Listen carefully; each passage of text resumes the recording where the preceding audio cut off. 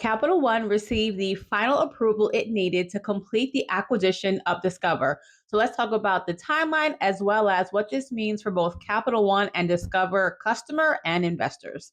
On April 18th of 2025, Capital One published this press release announcing that they received the final approvals they needed to acquire Discover. Now, with this final approval, the sale is on track to close on May 18th of 2025. Now, once this sale does go through, all shares of Discover will be converted to shares of Capital One. So if you own a share of Discover, you will receive 1.0192 shares of Capital One. All that means is you will receive one full share of Capital One stock plus a small fractional share as well.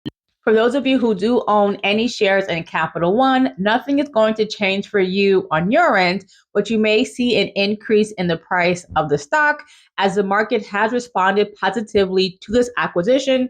So you may see that increase leading up to the sale and thereafter.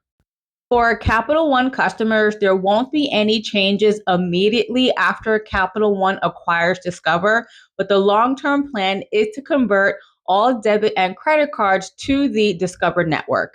In the first round of changes, they will convert all debit cards to the Discover network, and over time, they will slowly transition their Visa and MasterCard credit cards to the Discover network. The timing of those changes will all be determined by the contracts that are currently in place with the other payment networks. Now, for Discover customers, there won't be any changes in the immediate future as well, but I am sure over time they may see changes to the perks and benefits of their current checking accounts as well as credit card products. And in case you were wondering, the Capital One stock price is currently $165. Now, they are having their Q1 earnings call on April 22nd, and I'm sure they will talk more about the upcoming acquisition. And the stock price of Discover is on par with Capital One, and they too will have their earnings call later on this week. And I'm sure they as well will talk more about the upcoming acquisition. Let me know if you have any questions in the comment section down below. And of course, follow me for more financial news.